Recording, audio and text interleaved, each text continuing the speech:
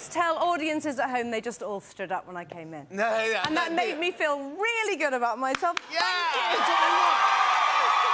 Thank you. I'm so happy you're back. Well, because of COVID and then various, you know, life things, I don't think I've actually done US talk shows until today for about 7 years. Wow. I know it seems crazy. Welcome back to the game. I think I was last here 2017, something like that. I was talking about Hi, guys. Yeah, brilliant band. Right there, so amazing. So amazing. I was talking about you a couple months ago. I was talking to Howard Stern with Robert Downey Jr., and we were talking about how we auditioned for your beloved film, The Holiday. And I remember being in a room with you and Robert Downey Jr. and Cameron Diaz. Yeah, and the role did not go to me, obviously. Went to Jack Black. That's right. And Jude Law. Correct. This is a really real story, which I remember extremely well. You do remember it? I really do. So we were sort of told that you were coming in to do... Well, I thought it was just like a reading. We were just going to, like, have a fun read of the script. I didn't realise you were auditioning for the part. I'm so sorry you didn't get it. And I'm also sorry... I'm sorry if I happened to have been mean to you in any way or rude. I don't think I was. I'm just checking. No, you don't know. Yeah, no, you were so nice. OK, good. And you were sick, I remember. You were very sick, and you were obsessively hand sanitising, and I thought, OK, he's one of those people. What? And then COVID happened, and I was like, I'm going to be one of those people. No, that's not right. I was doing that? I remember. You were very sick, I remember. I think I was sick, but I was like, this is the opportunity of a lifetime to act with you guys. Were we in, like, a hotel room? It was a hotel room somewhere. I don't remember where. Somewhere in the Upper East Side. And Robert Downey did an English accent, but I thought he was doing Australian. He was doing Australian. And I thought, that's bad. That's not going to work, and who's going to tell him that that sounds dreadful? I think it was an Australian accent, and I think it sounded great. And I go, this is perfect, but I don't think the character's supposed to be Australian. It wasn't actually that great, but that's really sweet to have said that. That is so funny. That's but funny. I'll never forget it. You were so nice to me, by the way. And Cameron was nice, and Robert Downey, and now here he is. What a hoot. I know, here he is, winning everything. My goodness. Yeah, he's fantastic. Yeah, Did you know that The Holiday would be such a cult classic, a big hit film? People come up to me in the street more about The Holiday and the episode of Extras that I did than Titanic. Is that right? I promise you.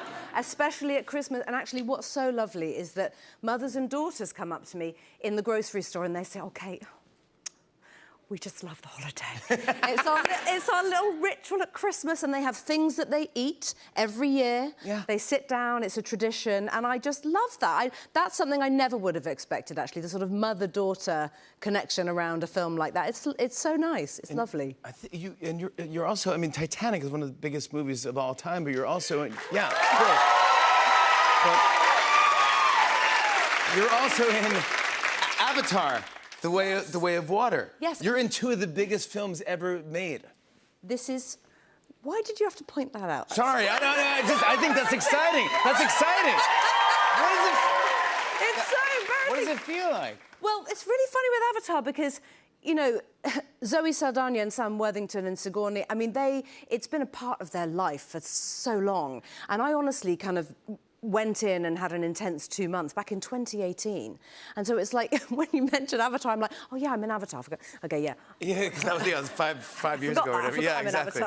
But it's just incredible. I mean, you know, I have to say, I've just felt so blessed to have had this amazing career, but also just to meet these phenomenal people. You know, that's one of the loveliest things, especially now, I think, being part of a film industry that really supports women and is championing young actresses. It's changed so much, you can't imagine.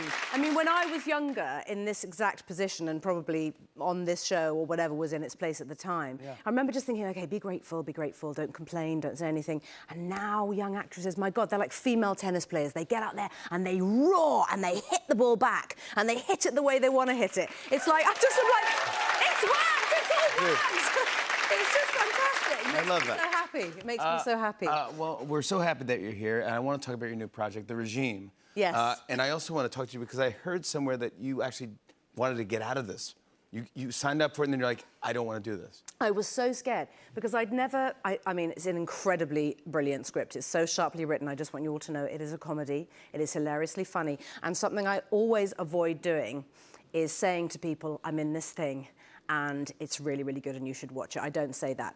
I'm in this thing. It's really, really good. And you should all watch it. Really? You are saying it. It is honestly...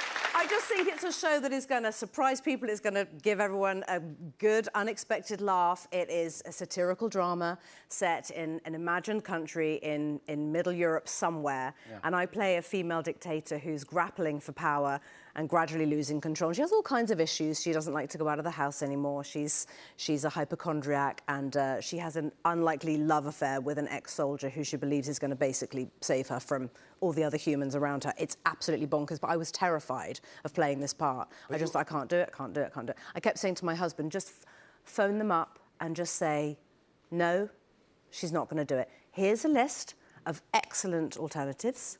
And I'd actually made a list of people. I was like, they would be so much better than me. No, you're so fantastic in this, but also you sing a little bit in this as well. And can you... That's not... What? This is just such an evil setup. I mean, well, you... Right? So it's really very funny. So in episode 1, my character, the Chancellor Elena Vernon, she speaks like this, and she is celebrating being 7 years in power by having this huge banquet. And she sings a song, If You Leave Me Now, OK? We recorded the song at Abbey Road, and I had, practiced it well and was confident, and I thought, OK, I'm going to do a fine job. It's going to be OK. I get there, and the director, Stephen Frears, he just looks at me and goes... And he's up in this little recording booth. I can see him, and I can see a whole bunch of them. There's Alexandre Desplat, the composer, and all the sound technicians, these brilliant... I'm standing on the sound stage where they recorded the Beatles album. So I'm like, this is a huge moment in my life, and I'm singing this song, terrified, and Stephen Frears just goes, and I think, oh, my God, it's really bad. He hates it. And he comes out of the little hatch, and he looks down at me, and he says, no, it doesn't make any sense to do it well. And I'm like, OK, what shall I do? Sing it badly. And I thought, oh my God, that's brilliant.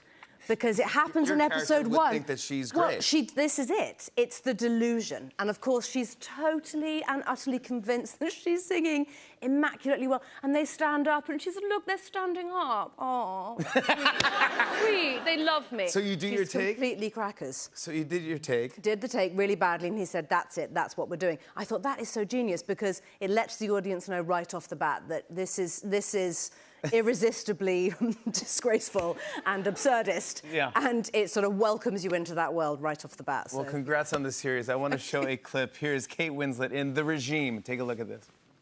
Black radish from the homeland. Let me see. Your spleen's a little muddy. This mustard will help. Go on, then. Slap me up like a sandwich. I'm sure you know, Corporal, that both Elena and I have medical degrees. I must admit, I'm not familiar with your techniques. They are from my mother. Oh, right. Country medicine, is it? The only medicine that works. Uh-huh. One might argue aspirin and chemo occasionally do the trick, but sure.